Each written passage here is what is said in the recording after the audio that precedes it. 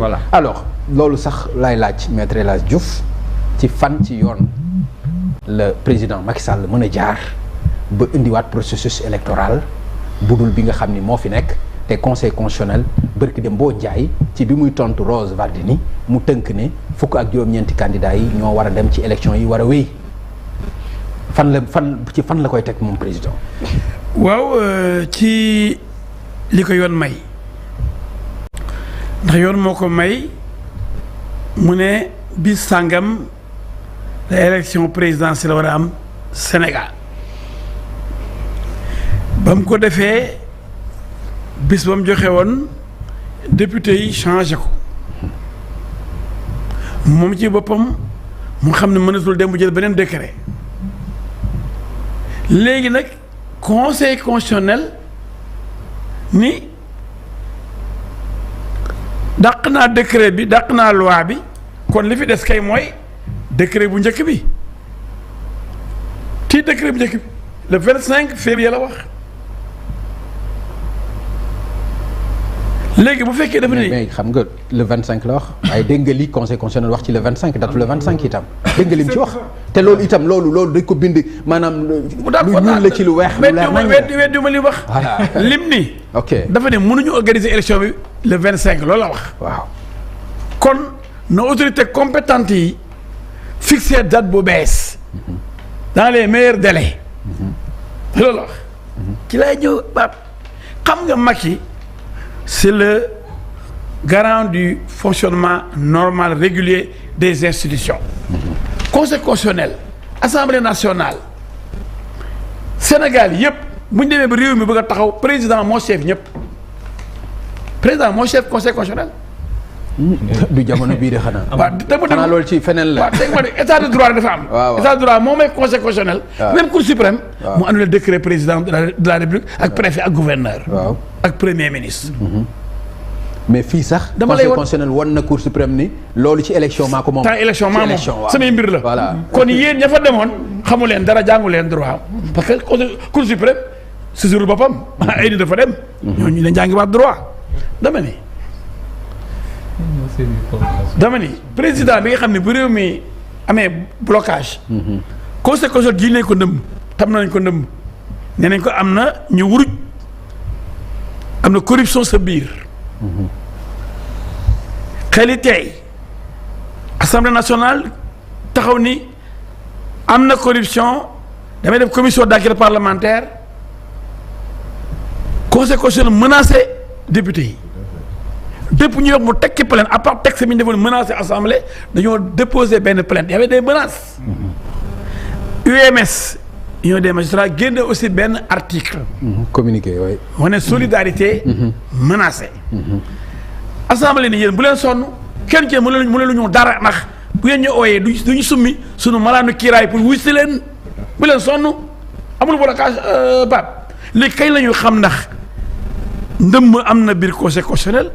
ndax wuruj am na fa ndax corruption am na fa parce que commission d'enquête bi nga xam ni moo ñu mënoon a leeralal mbir mi plainte bi bloqué na ko en tout cas ouverture d'une information kon conseil constitutionnel bëggul mbir mi leer ndax bu bëggoon mbir mi leer pour gën ñu yombalal liggéey bi day bàyyi commission d'enquête bi dem rapidement bu dee am nañ preuve ju teg bu amul preuve ñu ne la yéen da ngeen yabaate waaye xam na ni bu ñu defee plainte dañuy bloqué affaire bi ti pas plainte mën a durer 1000 ans 30 ans plainte Adji Sarr ñaata at la def plainte Mame Mbaye Niang ñaata at la def plainte keneen ñaata at la def plainte moom réglul benn problème boo xam ne ci élection yi mënul nekk ay at mënul nekk 2021 ba 2023 pour ñu juger kon xam nga ne loolu kay blocage la. te 6 mois la ñu am mënu ko passé 6 mois la ñu am moo gën a gàtt kon plainte.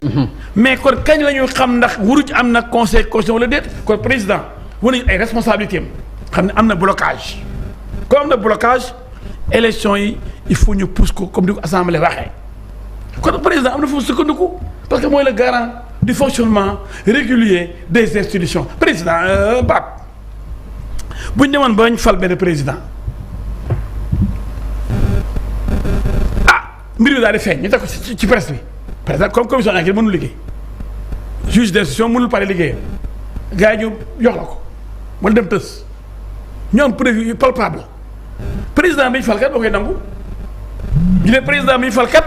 gars yi guerre boo ko fal loolu lu taal réew mi kon président gi war na jël anticiper jël ay matukaayam ni lu toll les sages ñu tam leen dem jiñ leen lu rëy lu pataan yi lu masul am bi Senghor ba léegi masul la jiñ ay wuruj ay lekk xaalis ay sage lañ ñoo xam ne irréprochable tey ñu ne ñaar ci ñoom ñett ñeent ñu man même bu dee benn loolu tâche la boo xam ne masul am léegi nag loolu dañu war a satal seen bopp ñu ne kenn du leen satal seen bopp dañuy porte plainte far président jël ay responsabilités kon foofu la ko wékk bi ci des Pape article 28 ci nationalité bi boo passé nationalité bi muy wax le candidat doit parler couramment le français.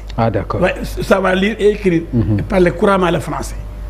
Mais conseil constitutionnel nag moom nag mais moo gën a xam ne par exemple boo jëlee un candidat boo xam ni il parle pas couramment le français mais yoonam nekk ci loolu pourtant c'est textuel c'est la constitution qui le dit article 28 comme ni mu waxee affaire nationalité bi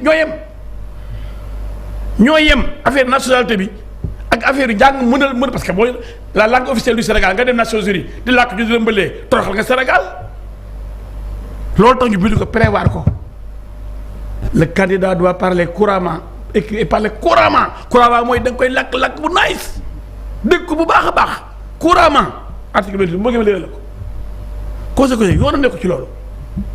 non topp taw ko sax. c'est pas possible. man du ma tur waaye xam ngeen ñi ma bëgg a wax. bëgg ma tur léegi. que le candidat Serigne Mboup parle pas couramment le français le candidat Abdou Bara Dolly Mbacké ne parle wala éliminé moom ci parrainage mais mënoon na jàll sax parce que du ñu wax affaire wax français. loolu aussi conséquence xam ko ba pare te dañu il a un large pouvoir d'investigation le conseil constitutionnel kon conseil constitutionnel moom dëggantaan na ak fi ma la waxee ne war a ba maintenir date bi loolu mooy wane ne date bi waruñu ko sànni comme ça rek naan dem leen waxaale donc président rek Macky moo nekk yoon fi mu nekk nii léegi nag alors bu ñu du accusation yi mel noonu ba amee moo am problème entre assemblée ak conseil constitutionnel moom mënul fuñ toll nii am na problème bu rëy pour dalal xelu sénégalais yi date bi di ñëwit article 34 premier alinéa bi ma la liiral dernière phrase daf ko violé ndax date bi dañ ko war a maintenir donc foo ko seetloo rek am na ay violation te nag conseil constitutionnel li gars yi xamul moomul Sénégal c'est-à-dire bu ñu nee bu àttee ba kenn amul recours taxul ñu ne lu ne mën na ko taxul ñu ne mën na nangu pouvoir assemblée le pouvoir constituant. mais ci élection. non ci élection. ci élection le pouvoir constituant ay pouvoir am non. ci élection c'est-à-dire àtte ñuy xëccoo. waaw c'est-à-dire ñuy bëri ay mbër mais assemblée li ko yoon may assemblée moo gën a fort xam nga assemblée moo ëpp doole conseil constitutionnel. parce que loi yi ñuy wax nii article yi ñuy wax nii assemblée koy watee di bu dul référendum te yooyu nag ci la conseil constitutionnel di tënku assemblée ne ko lii laa bëgg mu am loolu mooy am lii laa bëgg a doxal waaye du doxal lu ko neex de kon ki lay doxal loolu li ko neex kay moo la mën mooy assemblée. mais ci nu ñu mujjee ci projet de loi bi. bu ñàkkal fayda assemblée. d'accord noonu nga ko jàppee. léegi nag dañuy wax affaire participation bi wax Moussa Waye wax na ko. mais spoliés yi dañuy bokkaat. recalé amul on est victime du système président xam na ko mais mënuñu bàyyi yow ngay candidat am carte d'électeur ñu ne xamuñu la ci fichier bi yow muy candidat à la présidentielle. sur quelle base. mais Pape Ngagne élection boobu mën na jaar yoon. élection boobu am na ay candidats yoo xam ne déclaré. ba ñu demee dañuy yéen xamuñu leen. te ñoom dañoo remplir seen parrainage am seen carte d'électeur war a voté ci jour ba candidat à la présidentielle doo voté mais loolu aussi président. sur quelle base. c'est le garant du fonctionnement régulier des institutions sinon élection du jaar yoon. Pape d'accord merci beaucoup maître. d'accord maître jërëjëf alors honorable député Oumar Cissé dama bëgg ñu ñëw ci point boo xam ne dafa am importance président de la république yëkkati ko mu jëm ci wàllu jéggale ak juboo muy pardon ak réconciliation moom jàpp na ni réew mi toll na foo xam ni romb na nit ñi maanaam dañu war a jëm ci ay ëllëg yoo xam ni ñëpp dañuy nekk benn ndax bakkan yi nga xam ni su manifestation amee ñu ciy ñàkk ñu ciy faatu nee na ëpp na te loolu itam dañ ci war a taxaw ndax jàppaloo ni itam loolu yéene bu rafet la président de la république am ko ba sax wax lu jëm ci wàllu amnistie ci fee yi aju ci peut-être jafe-jafe yi nga xam ne dund nañ ko fi ci wàllu ay manifestation wala leneen ak leneen. Pape balaa boobu di ma baal rek rapidement mais li conseil constitutionnel wax ci considérant 20 bi daf ni le considérant que le conseil constatant l'impossibilité d'organiser l'élection présidentielle à la date